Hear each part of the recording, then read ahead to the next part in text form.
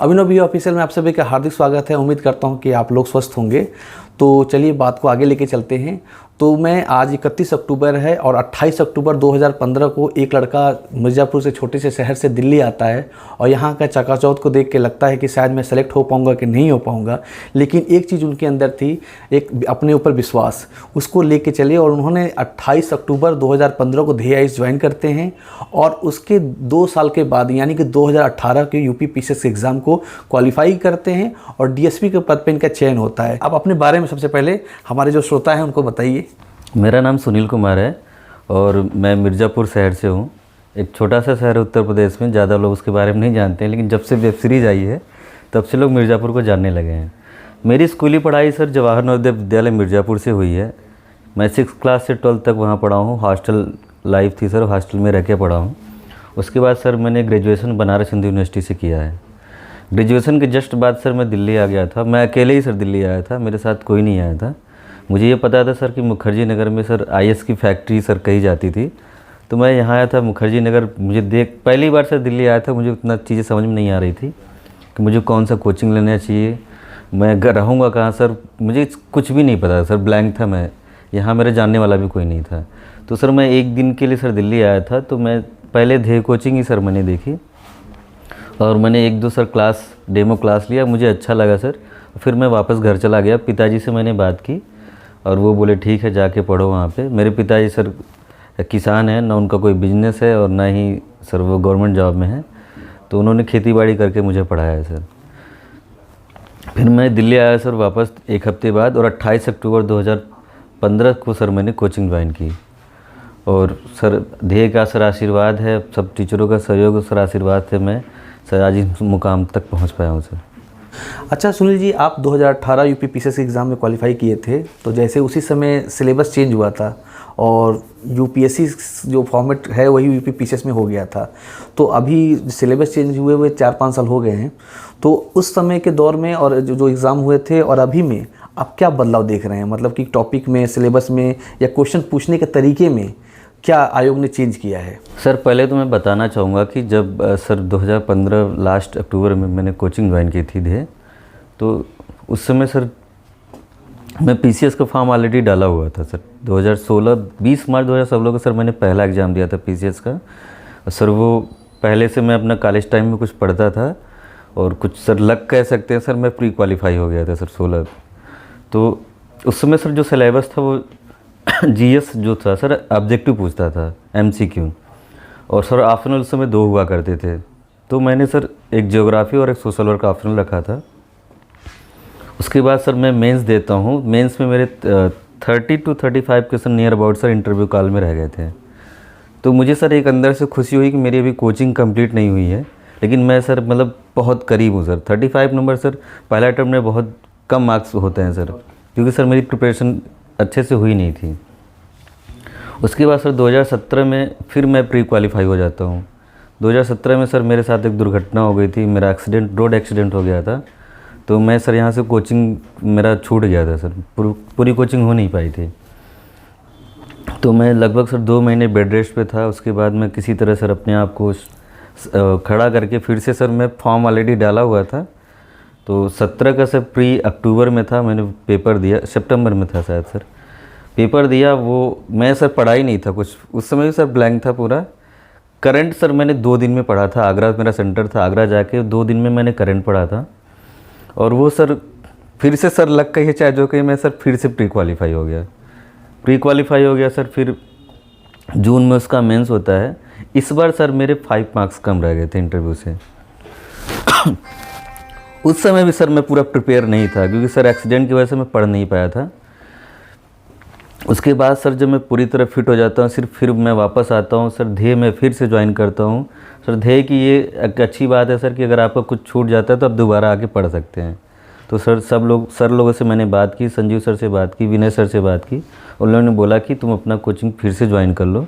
तो सर जो सब्जेक्ट मेरे छूटे हुए थे सर, मेरा ऑप्शनल छूटा हुआ था, मैंने ज्वाइन किया सर। उसके बाद सर 2018 सर मैंने सिर्फ सर पढ़ा था और मुझे सर याद है कि मैं इतना अच्छे तरीके से पढ़ा था, मैंने अपना बेस्ट दिया था सर 2018 को। मैंने सोच लिया था कि अब मुझे निकालना है चाहे जो हो जाए। और सर किस्मत कही है सर कि 2018 में सिलेबस ही चेंज हो जाता है, क्योंकि सर जो दिल्ली में सर स्टूडेंट यूपीएससी की तैयारी करते हैं उनके पैटर्न पे पीसीएस नहीं था, क्योंकि एमसीक्यू अगर ढंग से बनती नहीं है। तो 2018 में सर सिलेबस चेंज हुआ, जीएस रिटेन होता है सर, ऑप्शनल 1 हो जाता है, इंटरव्यू के मार्क्स घटाए जाते हैं, 200 से 100 किया जाता है। तो हम लोग के अनुसार सर वो सिलेबस पूरे तरह चेंज हो जाता है और निगेटिव मार्किंग सर पहली बार पीसीएस में आती है 2018 में ही, प्री में सर जीएस और सीसेट दोनों में नेगेटिव मार्किंग आती है। और हम लोग का प्रिपरेशन सर बहुत अच्छा था, मेरे 3 रूममेट थे, सब हम लोग अच्छे से पढ़ते थे, प्रिपरेशन सर बहुत अच्छा था। इस बार भी सर आगरा सेंटर था, आगरा का सर लक कहिए, मैं जितनी बार पेपर दिया हूँ मेरा प्री क्वालिफाई हुआ है, 3 बार सर दिया, तीनों बार हुआ है मेरा। 2018 में सर हम लोग प्री क्वालिफाई होते हैं, फिर मेंस के लिए सर हम लोग बहुत पर्याप्त टाइम मिलता है हम लोग को, 2 बार सर मेंस टलता है। एक बार मार्च में होने वाला था, वो टल के मई जून जाता है, फिर सर टल के वो अक्टूबर में पहुंच जाता है। तो हमारे पास सर बहुत टाइम था, हम लोगों ने सर बहुत टेस्ट सीरीज लगाया, ध्येय के लगाया सर, और जो संस्थान टेस्ट सीरीज सिर्फ कराती है वहाँ से भी हमने टेस्ट सीरीज लगाया, खुद भी प्रैक्टिस की सर। और उसका सर परिणाम रहा कि हमारे मेंस में अच्छे मार्क्स आए, इंटरव्यू का आई सर, इंटरव्यू में भी अच्छे मार्क्स आए, और सर आज मैं आपके सामने हूँ।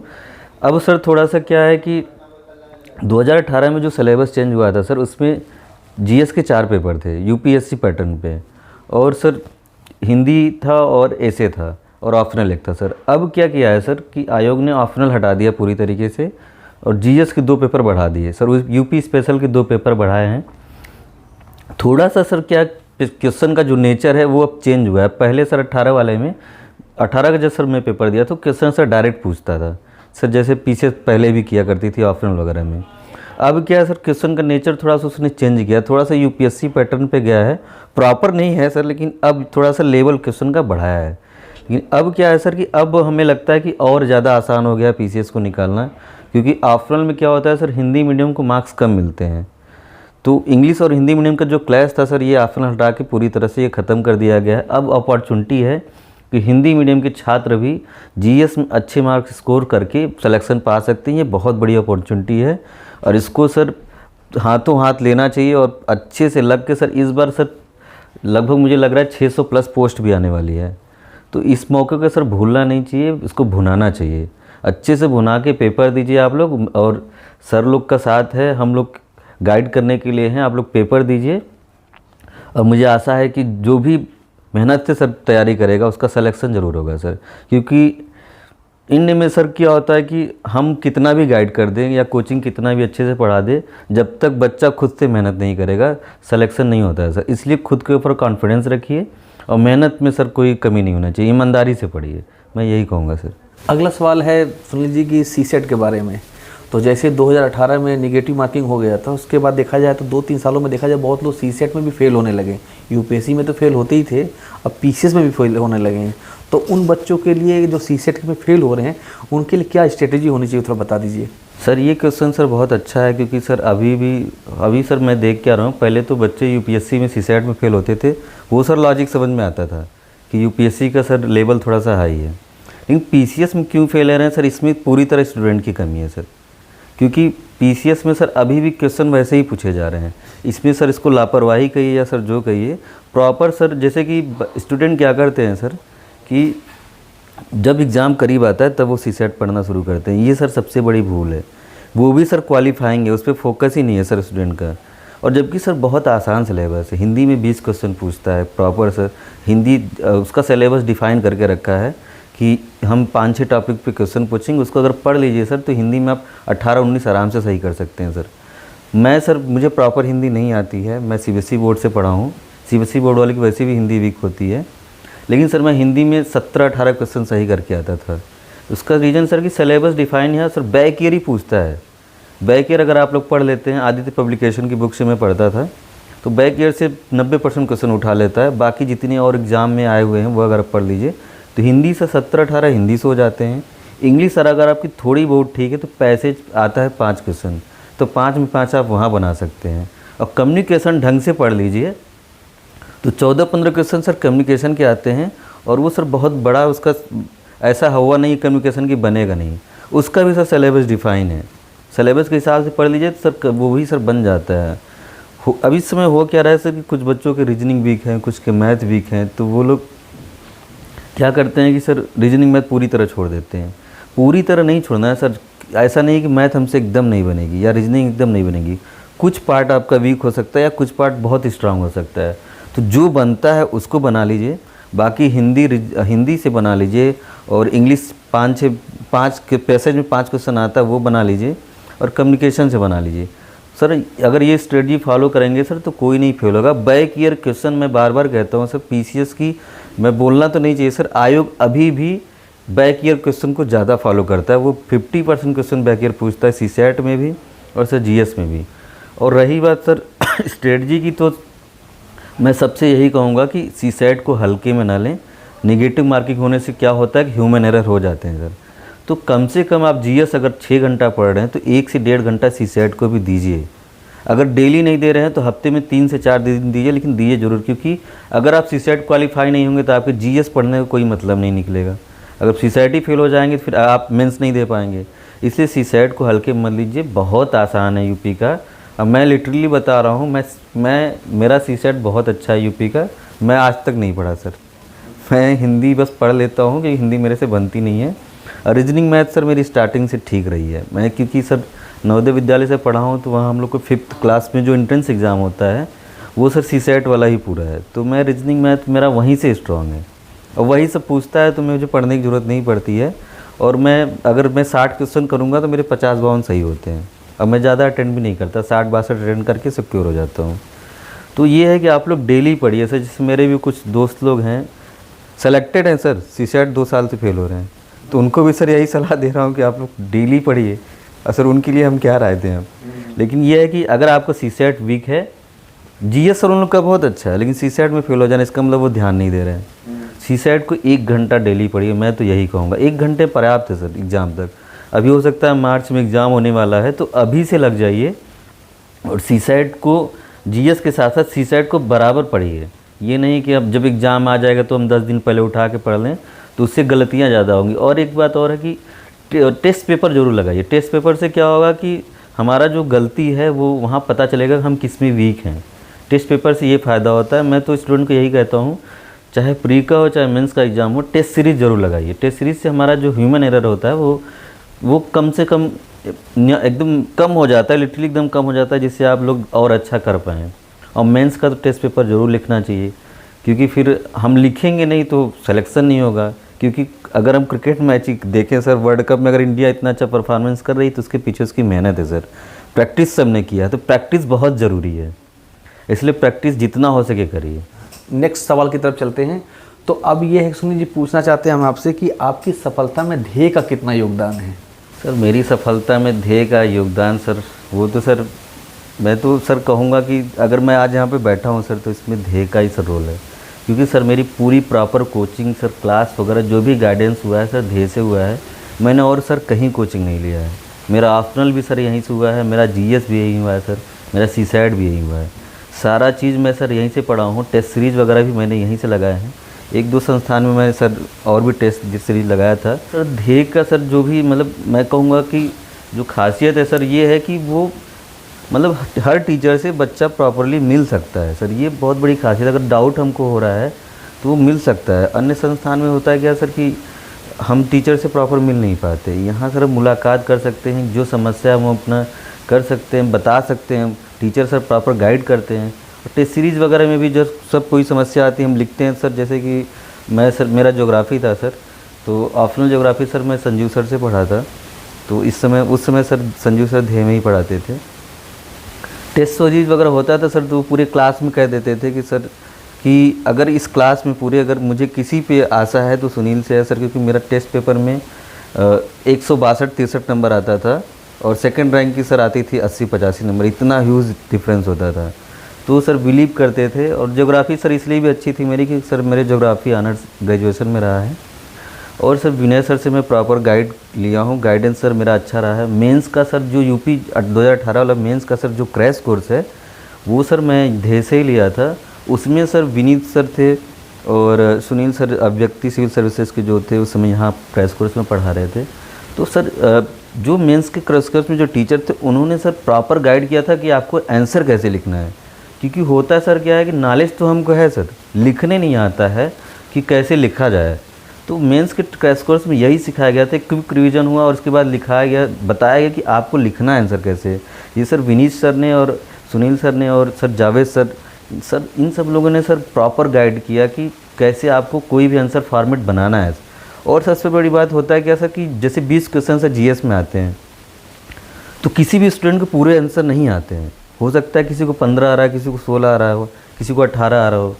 तो सर वहाँ सर ध्येय में सर क्या होगा, सब टीचरों ने बताया कि जो आंसर नहीं आ रहा उसको आप लोग कैसे लिखेंगे। सबसे बड़ी समस्या तो यह है कि हम छोड़ नहीं सकते कोई भी क्वेश्चन, क्योंकि अगर हम कुछ भी लिख देते हैं, मतलब अगर ठीक ठाक टीचर को लग जाता है कि लड़के ने अटेम्प्ट किया है, नहीं आ रहा है, फिर भी अगर एक क्वेश्चन में हमें 2 नंबर भी मिला है तो सर 2-2 मिला के अगर 8 नंबर, 4 क्वेश्चन हमारे छूट रहे हैं, अगर 8 नंबर में लिया हमें, तो सर 8 नंबर में सर सिलेक्शन, सर सोचिए एक लड़का सेलेक्ट भी हो सकता है और टॉपर भी बन सकता है सर।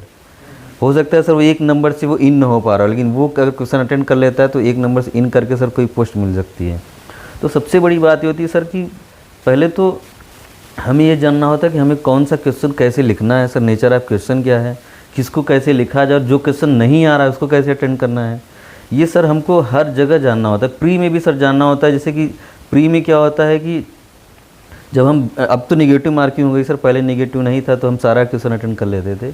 निगेटिव में भी हमको ये जानना है कि हमें छोड़ना कौन सा क्वेश्चन है सर, क्योंकि आना तो एक अलग बात है कि हमें आ रहा है, लेकिन हम छोड़े कौन सा, ये भी जानना जरूरी, नहीं तो निगेटिव हो जाएगा। इसी तरह सीसैट में भी है कि हमें कौन सा अटेम्प्ट करना है, कौन सा छोड़ना है, तो वो सर प्रॉपर गाइडेंस से ही आता है। और वो गाइडेंस सर एक जब अच्छे संस्थान से आप जुड़ेंगे तभी मिल पाता है। तो सर ध्येय का जो योगदान है सर, वो ध्येय मेरे दिल में है और वो हमेशा रहेगा सर। मैं ध्येय को सर जीवन भर नहीं भूल पाऊँगा, क्योंकि अगर मैं यहाँ पहुँचा हूँ, अगर मुझे किसी ने बनाया सर, तो ध्येय संस्थान ने बनाया है। अगला क्वेश्चन सुन लीजिए है कि जैसे आप ट्रेनिंग करके आए हैं अभी, तो डीएसपी जो पद है उस पर आप ट्रेनिंग लेके आए हैं, तो उसका कुछ अनुभव बताइए कि जो बच्चों को इंटरेस्टिंग लगे, क्योंकि पढ़ाई लिखाई की तो सब लोग बात करते हैं, तो ट्रेनिंग में आपने ऐसा कुछ ऐसा अनुभव बताइए जो बच्चों को भी इंटरेस्टिंग लगे थोड़ा। ट्रेनिंग का सर अनुभव तो काफ़ी अच्छा रहा है, और पुलिस विभाग की सर ट्रेनिंग है तो सब कुछ सिखाया जाता है सर।